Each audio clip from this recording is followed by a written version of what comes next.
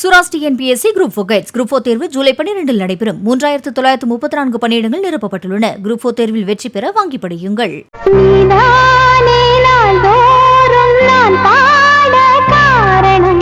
2 வயதில் இருந்தே பாடலுக்காக தன் வாழ்க்கையை அர்ப்பணித்துக் கொண்ட ஸ்வரங்களின் இளவரசிதான் ஸ்வர்ணலதா.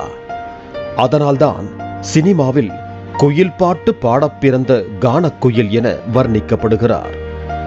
ஆட்டமா தேரோட்டமா என உள்ளத்தை துள்ள வைக்கும் எனர்ஜெட்டிக் குரல் மட்டுமல்ல, என்னுள்ளே என்னுள்ளே என நம்முள்ளே ஊடுருவி அற்புதங்களை நிகழ்த்திய மாய குரல். உருக வைக்கும் விதவிதமான பாடல்களை பாடி தமிழ் ரசிகர்களின் இதயங்களை தொட்டு தொட்டு அள்ளிக்கொண்ட அற்புத குரல். இப்படி தனது வாழ்க்கையையே பாடல்களுக்காக அர்ப்பணித்துக் கொண்டவருக்கு கடைசி காலங்களில் பேசக்கூட முடியாமல் போனதற்கு காரணம் என்ன? தனது தேனினும் இனிமையான குரலால் வசீகரித்த ஸ்வர்ணலதாவின் திரை வாழ்க்கை 14 வயதில் ஆரம்பித்து 37 வயதிலேயே முடிவுக்கு வர காரணம் என்ன? திருமணம், பயம், மரணம். ஸ்வர்ண குயிலின் குரல் வளையை நெறித்த அந்த பிரச்சனைதான் என்ன? ஸ்வரங்களின் இளவரசிக்கு நடந்தது என்ன என்பது குறித்து விவரிக்கிறது இந்த செய்தி தொகுப்பு. ஸ்வர்ணலதாவின் சொந்த ஊர் கேரளா, பாலக்காடு. அப்பா சேருக்குட்டி, அம்மா கல்யாணி. பாலக்காடு தமிழ்நாட்டு எல்லையில் இருப்பதால் வீட்டில் அனைவருக்குமே தமிழ் பேச தெரியும். தமிழில்தான் பேசிக் கொள்வார்களாம். அம்மா கல்யாணிக்கு இசையில் ரொம்பவே ஆர்வம். தியாகராஜ பாகவதர், டிஎம்எஸ் பாடல்கள் என வீட்டில் எப்போதும் தமிழ் பாடல்கள்தான் ஒலித்துக் கொண்டிருக்கும். அதனால்தான் ஸ்வர்ணலதாவின் குடும்பத்தினர் தமிழும் எங்களுக்கு இன்னொரு தாய்மொழி என சொல்வதுண்டு. பிசினஸ் காரணமாக கர்நாடகாவுக்கு இடம்பெயர்ந்துள்ளது ஸ்வர்ணலதாவின் குடும்பம். அவரது குடும்பம் கூட்டு குடும்பம். காஃபி தூள் பிசினஸை ஆரம்பித்தால் பொருளாதாரத்திற்கு சிக்கல் இல்லை என்கிற அளவுக்கு வளர ஆரம்பித்துள்ளது ஸ்வர்ணலதாவின் குடும்பம். ஸ்வர்ணலதா பிறக்கும் போதே தங்கம் போல ஜொலிப்பாக இருந்ததால் ஸ்வர்ணலதா என அவரது தந்தை பெயர் சூட்டியுள்ளார். சொர்ணா சொர்ணா என குடும்பத்தினரால் செல்லமாக அழைக்கப்பட்டார் ஸ்வர்ணலதா. எப்போதும் பாடல் கேட்டுக்கொண்டே இருந்ததாலோ என்னவோ தாயின் வயிற்றில் இருக்கும் போதே இசை உணர்வு வந்திருக்கலாம் என்கிறார்கள் அவரது குடும்பத்தார்.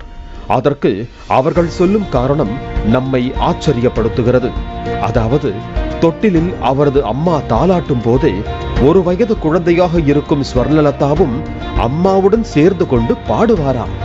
ஸ்வர்ணலதாவிற்கு 2 வயது இருக்கும். விளையாடும் போது கீழே விழுந்து அடிபட்டு அழுதுள்ளார். அப்போது ஸ்வர்ணலதாவை பார்த்து அவரது அம்மா, நீ இப்படியே அழுதுகிட்டு இருந்தீன்னா தொண்டை கட்டிக்கும், அப்புறம் பாடவே முடியாது என சொல்வாராம். அடுத்த நொடியே அழுகையை நிறுத்தி விடுவாராம் ஸ்வர்ணலதா. அந்த வயதில் பேச்சு கூட சரியாக வராது. ஆனால் ஸ்வர்ணலதாவுக்கு பாட்டு நன்றாக பாட வரும். பாட்டு எப்படி நன்றாக பாடுவாரோ அதே போல படிப்பிலும் முதல் மதிப்பெண் பெற்று டாப்பாக இருந்திருக்கிறார் ஸ்வர்ணலதா.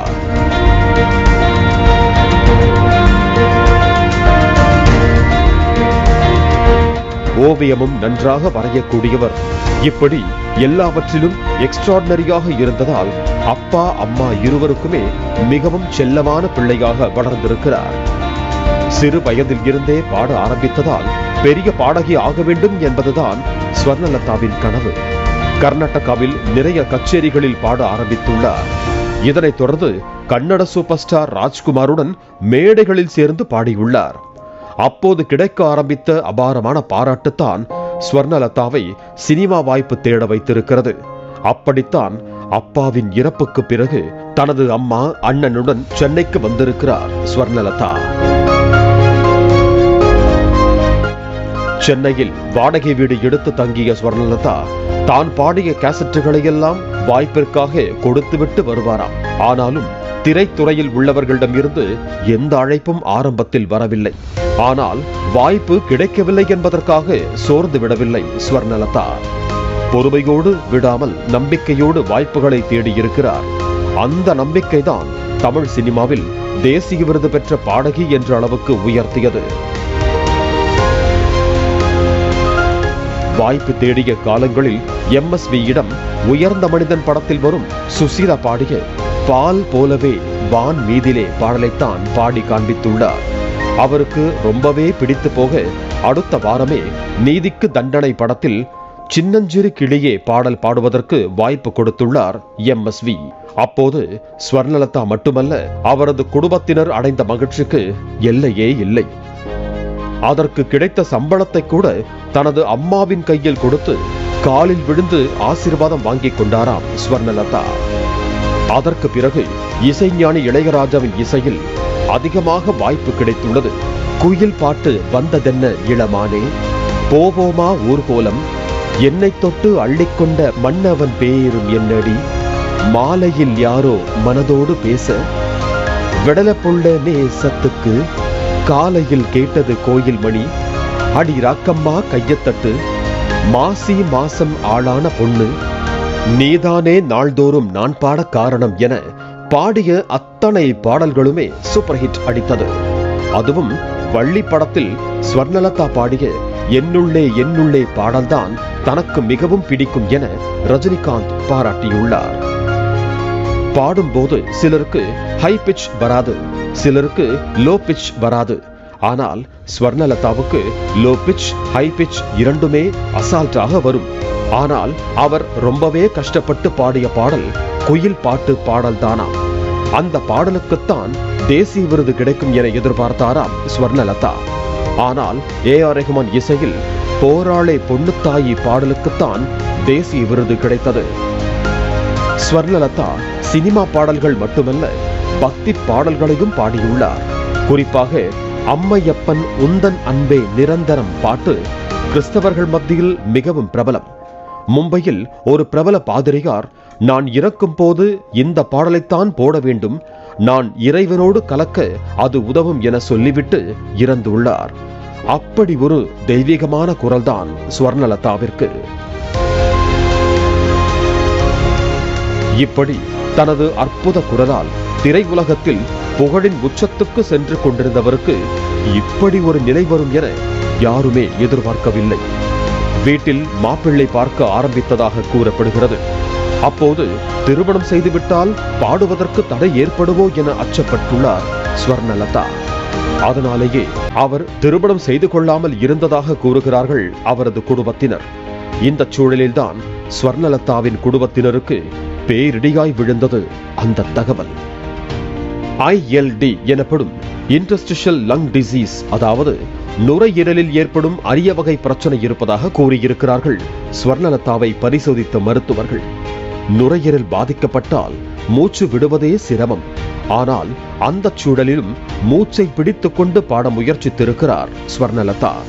பல்வேறு மருத்துவமனைகளுக்கு ஸ்வர்ணலதாவை அழைத்துக் கொண்டு அலைந்ததாகவும், அரிய வகை நோய் என்பதால் காப்பாற்றவே முடியாது என மருத்துவர்கள் கைவிரித்து விட்டதாகவும் கூறியுள்ளார் ஸ்வர்ணலதாவின் அண்ணன் ராஜசேகர்.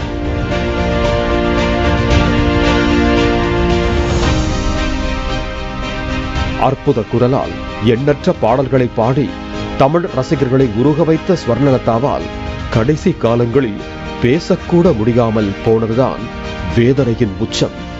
2010 செப்டம்பர் 12ஆம் தேதி தனது மூச்சை நிறுத்திக் கொண்டது அந்த உன்னத குரல். கடைசி காலங்களில் பேச முடியாமல் போனதை விட பாட முடியாமல் போய்விட்டதே என ஸ்வர்ணலதா அடைந்த வலியும் வேதனையும் தான் அதிகம். கர்நாடகாவில் சில கடைகளிலிருந்து சொர்ணாவுக்கு பிடித்த சிப்ஸ், மிக்ஸ்சர் எல்லாம் வாங்கி வருவாராம் அவரது அண்ணன் ராஜசேகர். அதற்காகவே குழந்தையை போல காத்து கொண்டிருப்பாராம் ஸ்வர்ணலதா. அந்த ஸ்வர்ணலதா இப்போது உயிரோடு இல்லை. ஆனாலும் அவர் பயன்படுத்திய டிரஸ், வாட்ச் எல்லாவற்றையும் அப்படியே பாதுகாத்து பத்திரப்படுத்தி வைத்திருப்பதாக கண்கலங்கி கூறுகிறார் ஸ்வர்ணலதாவின் அண்ணன் ராஜசேகர். இப்படி குடும்பத்தினராலும் தமிழ் ரசிகர்களாலும் மறக்கவே முடியாத ஸ்வரங்களின் இளவரசி ஸ்வர்ணலதாவின் பிறந்த நாள் ஏப்ரல் 29. என்னுள்ளே என்னுள்ளே என இப்போதும் எப்போதும் அவரது குரல் இசை ரசிகர்களின் இதயங்களில் ஒலித்துக் கொண்டேதான் இருக்கும். Sura's TNPSC group 4 guides group 4 தேர்வு ஜூலை 12 நடைபெறும். 3934 பணியிடங்கள் நிரப்பப்பட்டுள்ளன. குரூப் 4 தேர்வில் வெற்றி பெற வாங்கி படியுங்கள். பிளே ஸ்டோர் மற்றும் ஆப் ஸ்டோரில் இருந்து பாலிமர் செயலியை QR கோடு மூலம் பதிவிறக்கம் செய்யுங்கள். செய்திகளை உடனுக்குடன் பெறுங்கள்.